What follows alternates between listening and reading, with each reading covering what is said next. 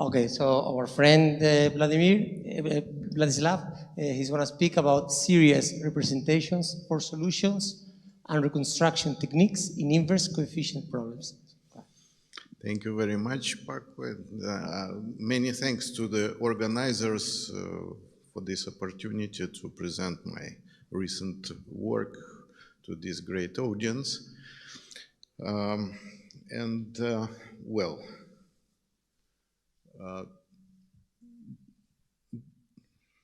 This work will consist of mainly of two parts.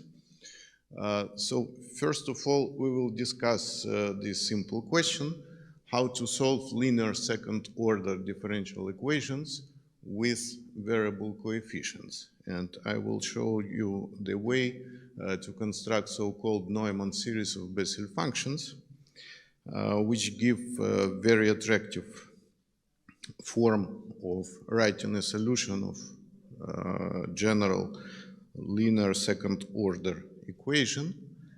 Next, we will consider a very general inverse coefficient problem. I will explain why is it so general. Then we will see how we can solve this general inverse coefficient problem using the Neumann series of Bessel functions, with some numerical illustration to convince you that it really works. And some words in the end about inverse problems on quantum graphs, just some words. So this is the plan. And I will talk mainly about the Schrödinger equation here. So Q of x will be quite general from L1 space. L here, this L is finite, so we will consider in this talk only problems on a finite interval. Q, and it is important, Q here in general is complex valued. So of course, many results here are applicable in a much more general case because there exists such a nice Liouville transformation which allows us to transform a more general second-order equation into the Schrödinger form. So, first of all, I will need just a couple of notations. We will denote two solutions of this Schrödinger equation as C of rho x and S of rho x. They will satisfy these initial conditions at the origin. So we write here this rho to make it clear that they are, for example, when I fix x, I can consider them as functions of the spectral parameter rho. It's very convenient. So C satisfies the same initial conditions at the cosine, and S satisfies these conditions, so it's 0 at 0, and its derivative is 1. Now, just to remind you that any series of this type,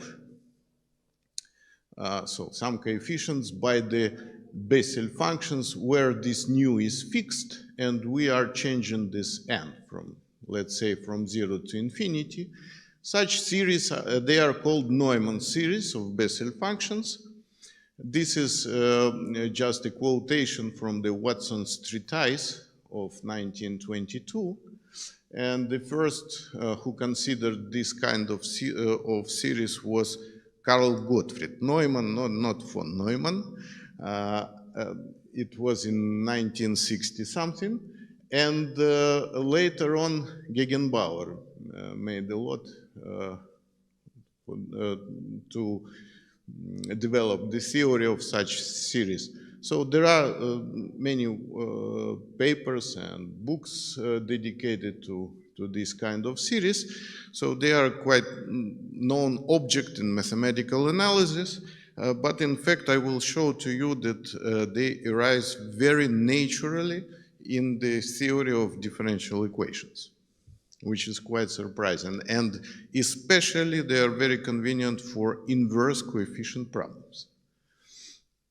So with the help of the Neumann series of Bessel functions, I will show to you that we obtain not just a representation for solutions C of rho x and S of rho x, but a representation which is uniformly convergent in any strip in the complex plane of the variable rho, of the spectral parameter rho, in any strip parallel to the real line. Okay? Why this property is that important? Because when you solve direct or inverse spectral, for example, problems, you need to work with small spectral parameter and very large spectral parameter. It's very convenient. So these representations give you, you just consider the truncated sum of such representations, and you obtain the fantastic property that this truncated sum approximates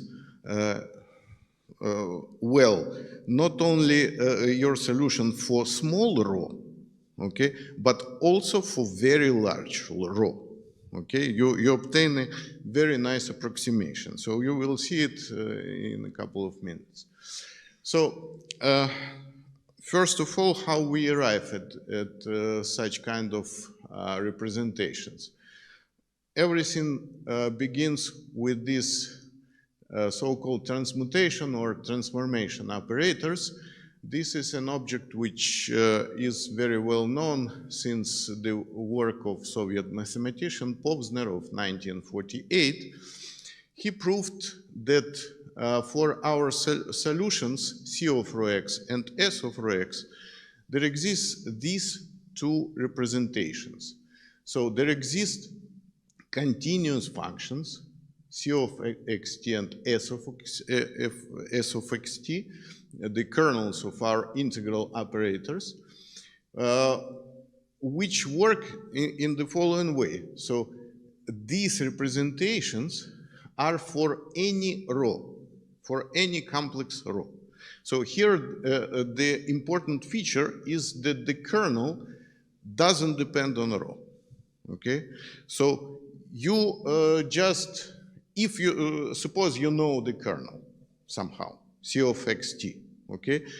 Then this is just a second kind Volterra integral operator, which is the best operator, best possible integral operator, okay? You can imagine, with a continuous kernel, what else you can wish, yeah? And the kernel doesn't depend on rho. So you solve everything for your Sturm-Liouville equation, for example, okay, using this kind of operators. The problem is that nobody knows how to construct these kernels, okay? But they exist. They exist. And there are a lot of books where there is a lot of information about these kernels. For example, the well-known book by Levitan, Inverse Sturm-Liouville Problems, Marchenko, and so on. There are hundreds of books about this. So we, what we succeeded was to just to construct this kernel, in fact. So in this paper, joined with Luis Navarro and Sergei Torba of 2017, we proved that these kernels, for example, the kernel C of xt, they admit such a nice representation with the Legendre polynomials from the first talk of this conference. Okay, this is just Legendre polynomials, and the most important point here is that these coefficients Gn of x, they can be constructed. For example, if you solve a direct problem, so you know the potential Q, you just can construct this coefficient by a simple recurrent integration procedure, which looks like this. So you have some Cn of S, which are known, okay? And you integrate the previous one multiplied by this, and you obtain the next coefficient, okay? But for us, we don't need the formula for Cn of S here, even. We have them, okay? But we don't need it because we are interested in the inverse problem. And for the inverse problem, everything is simpler, in fact, here, okay? Why? Because we know that the very first coefficient in this representation, G0 of x, is just our solution, C, corresponding to the value of rho equal to 0, okay, minus 1. What does it mean? That in fact, if somehow it happens that we find out which is the very first coefficient G0, we recover Q directly, okay, from here. So somehow we should construct just the very first coefficient, nothing else. And something similar, of course, is valid for the kernel corresponding to the solution S. Okay, we have another representation. Now, what happens if we just take these representations, series representations for the kernels, and put them into our transformation operators? So we just take this representation for the kernel C, put it here, okay? And what we should integrate? We should integrate the Legendre polynomials multiplied by the cosine function here. What we obtain? We obtain the spherical Bessel functions. Very good functions, very well described. Everything is known about these spherical Bessel functions. They are introduced in this way. And something similar happens with the second solution. So we have our Neumann series of Bessel functions for the solution C of rho x and S of rho x. They have such a form, okay? And now, why they are so unique and so interesting? First of all, we have good convergence properties. So they, for example, for every fixed x, the series converge uniformly on any compact set of the complex plane of the variable rho. But most important is that the following two features. The first one, which I mentioned, that the very first coefficient is sufficient to recover Q. Why? Because you just recall that this C is a solution, okay? So Q is recovered just from this formula. It's sufficient to know G0 or S0. It is the same. You recover the potential immediately. So just the very first coefficient. And second, even probably more important feature is that, well, we consider this partial sum, for example, for the solution S. We just truncate the series here. And we obtain these kind of estimates where the right-hand side doesn't depend on the real part of rho. Okay, so this means the uniform convergence in any strip of this kind, okay, in the complex plane of the variable rho. So small rho, very large rho, doesn't matter.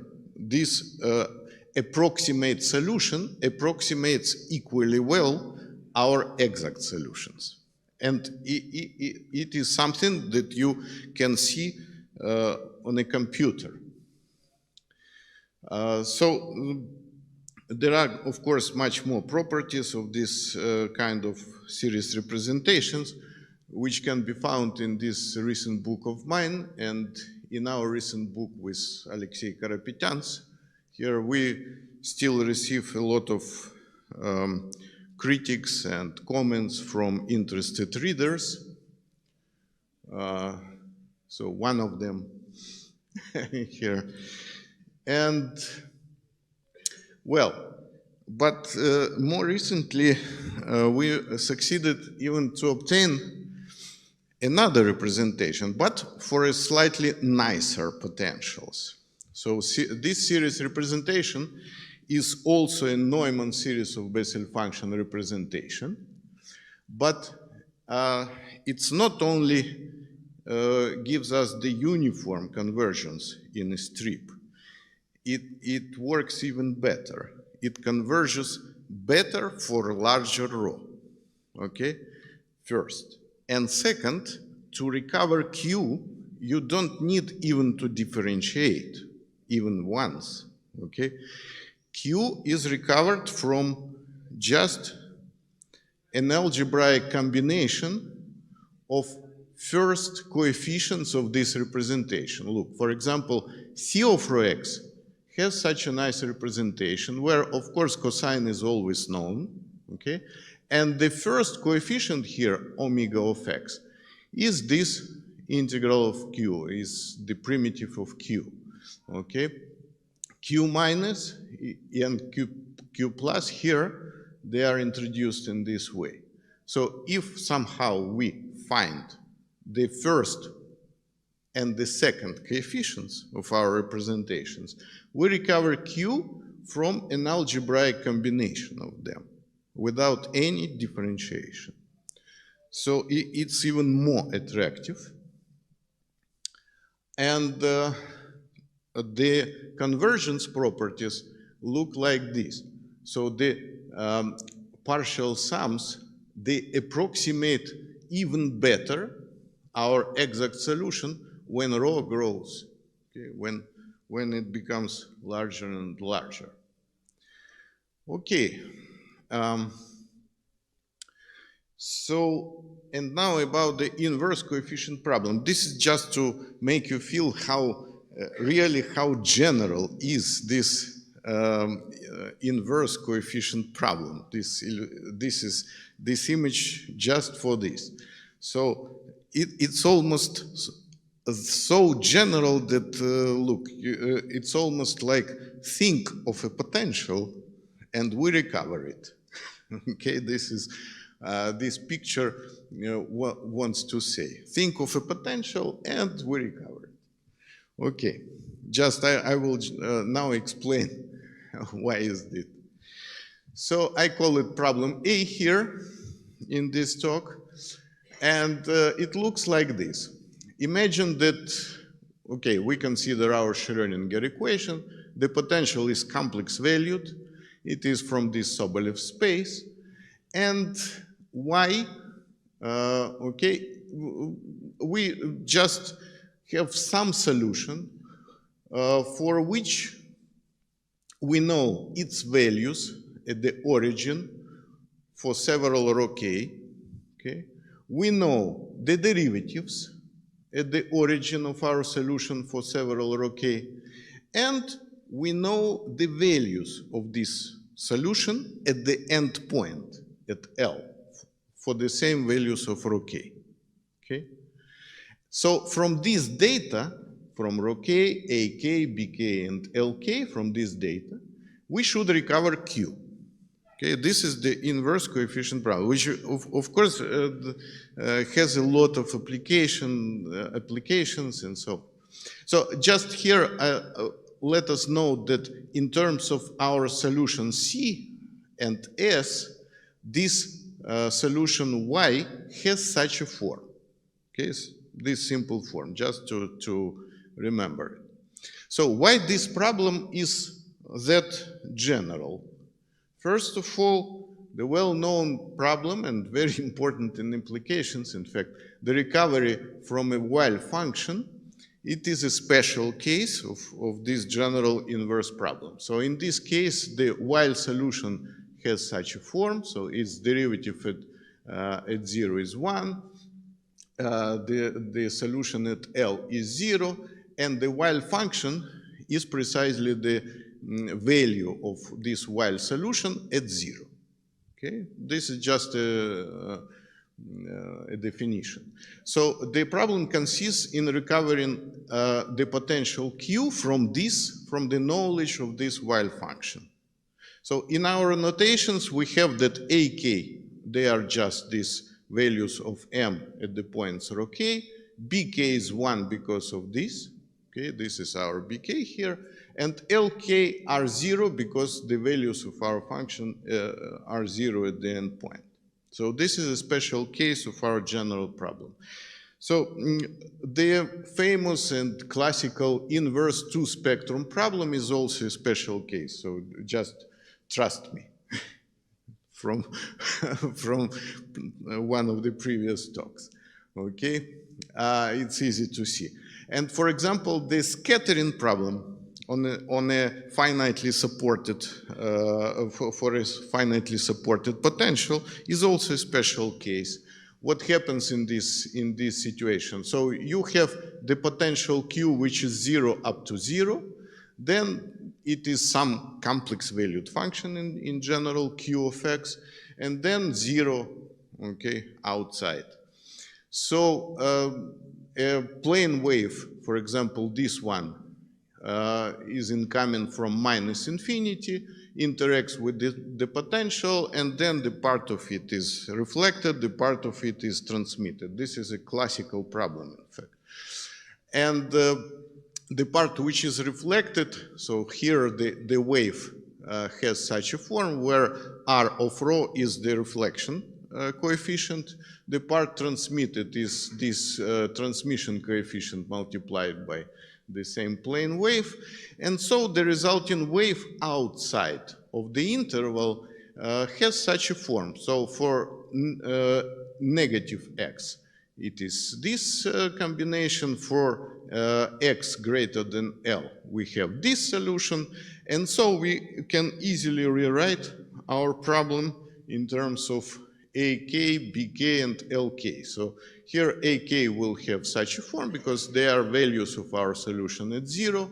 The derivative has such a form, and LK, they are these guys. Okay, just rewriting in our terms. So this is a special case of our general inverse coefficient problem. There are much more examples, just let me skip them here. So of course there are some methods which were developed for inverse Sturm-Liouville problems. So for example, these are just some references, but I would like to mention that all these methods are iterative. Our method is direct. None of these methods can solve problem A. None deals with complex potentials because it's just a very challenging problem, and the method which I'm presenting to you works equally well for real valued and complex valued potentials. And many of the methods introduced before, they need some additional information on the potential in order to begin. Okay, for example, the method from here, they need, for example, what is called the mean of the potential. This this integral of Q, which is you cannot obtain from anywhere in applications, in fact. So our method consists of 2 steps, just very simple. And in both steps, we use the Neumann series of Bessel functions. So the first step, we immediately from the input data, we obtain the values of our solution, C of rho and S of rho, but at the end point. Okay, just both solutions at the end point of the interval. And then somehow we should convert this information into the information on the whole interval. And this is a very interesting problem. In fact, it arises in a lot of approaches, so it is behind of. And here we propose a new solution for this problem, which is based on a very simple, just trivial observation, in fact. So let us consider a third solution for the same Schrödinger equation, which satisfies these initial conditions, but at the end point L. So we call this solution T of rho x. It is 0 at L, and its derivative is 1 at L. So it's like the solution S of rho x, but centered at L. Okay, let's say. So it's very easy to see that this solution T of rho x has such a nice representation in terms of S of rho x and C of rho x. So these are just these C and S evaluated at L multiplied by the corresponding function. It's very easy to see that this is so, and this is a generalization of this trigonometric identity, in fact, okay, which is the same equality 4, but when Q is 0, okay? So we use this identity for our second step. So the method consists in the following.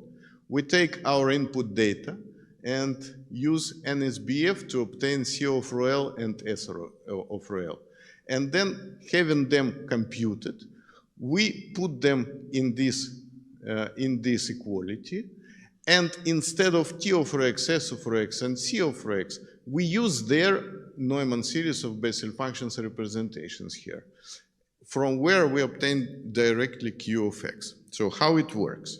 Now, the first step, we substitute this Neumann series of Bessel functions representations in this formula. When Lk are known, they are the values of our solution at the end point, and we know that the solution has such a form.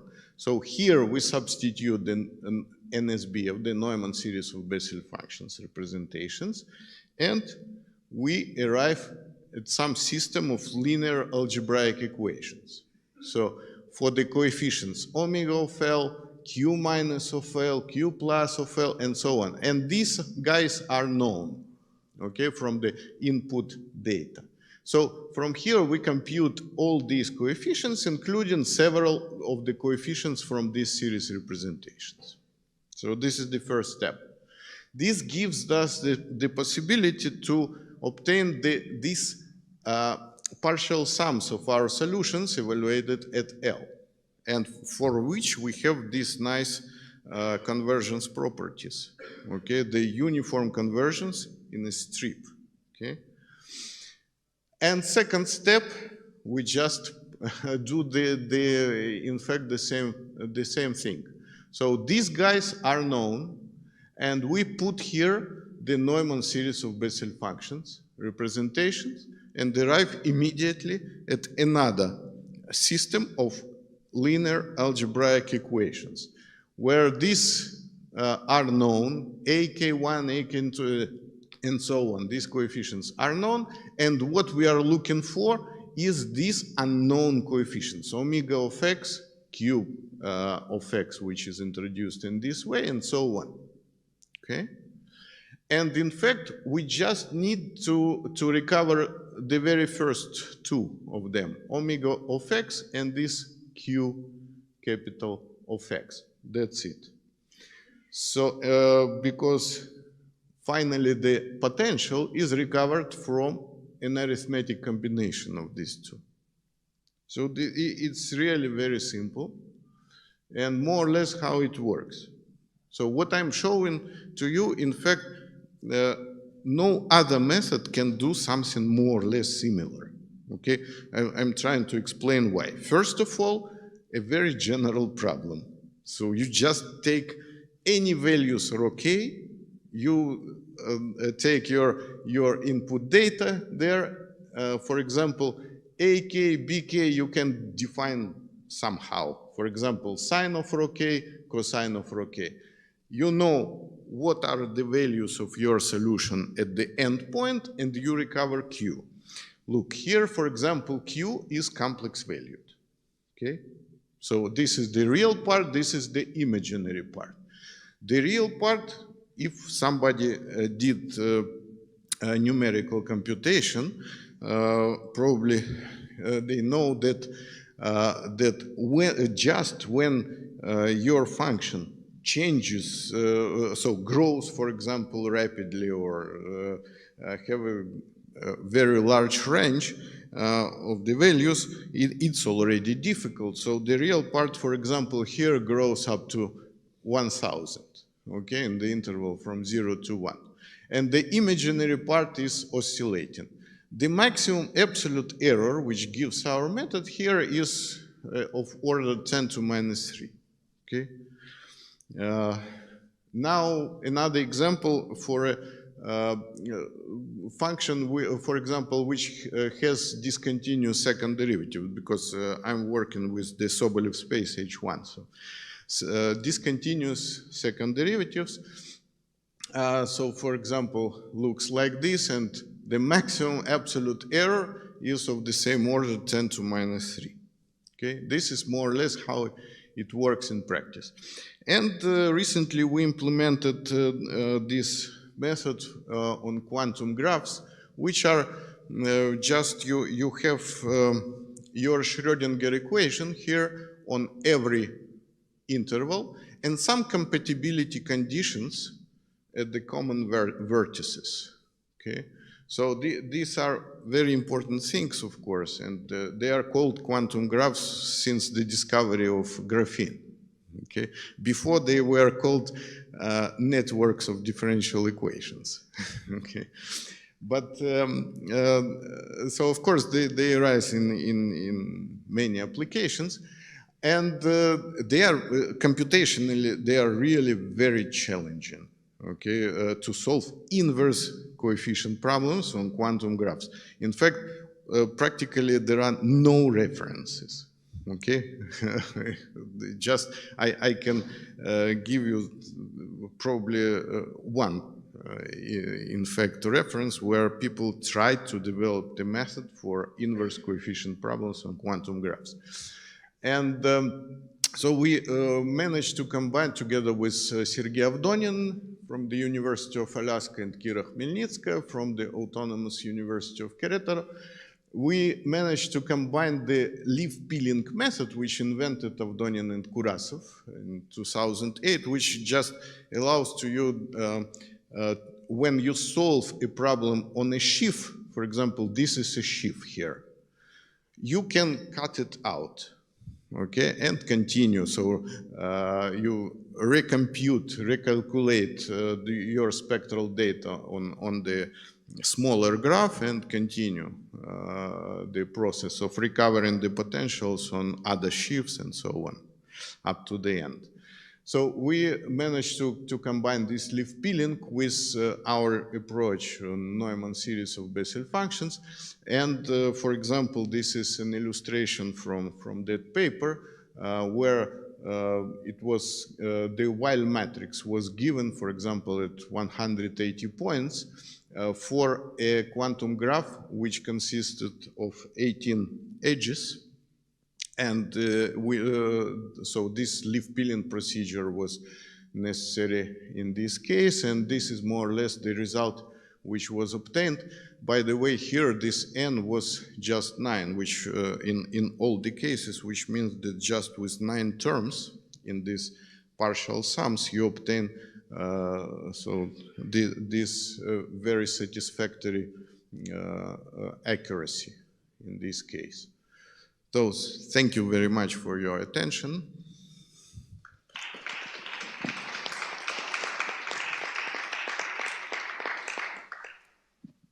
Thank you very much for the very nice and interesting talk. Are there...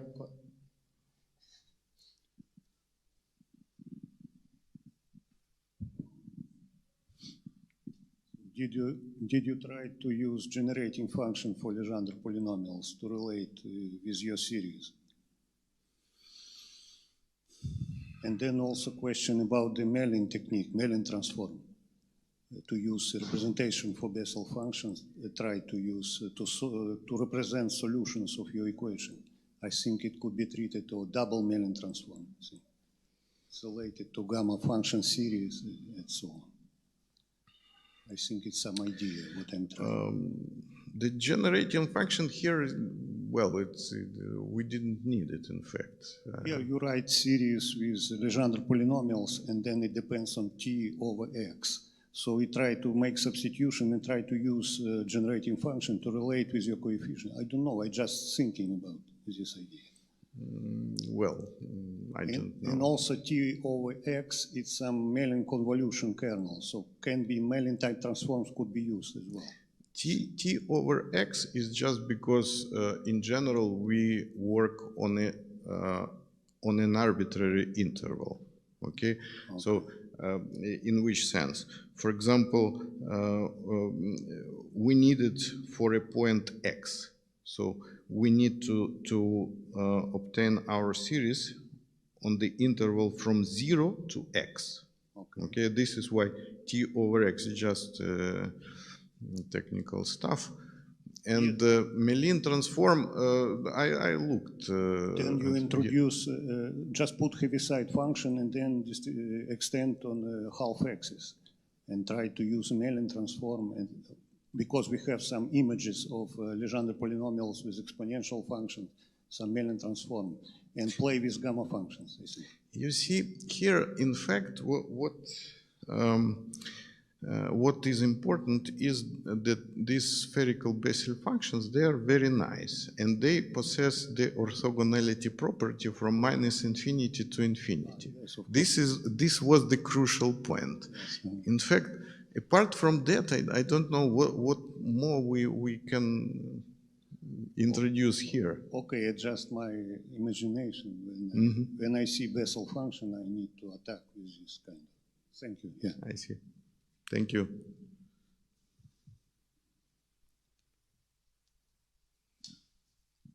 Any other question or comment? Okay, so then let us thank the speaker again. Thank you.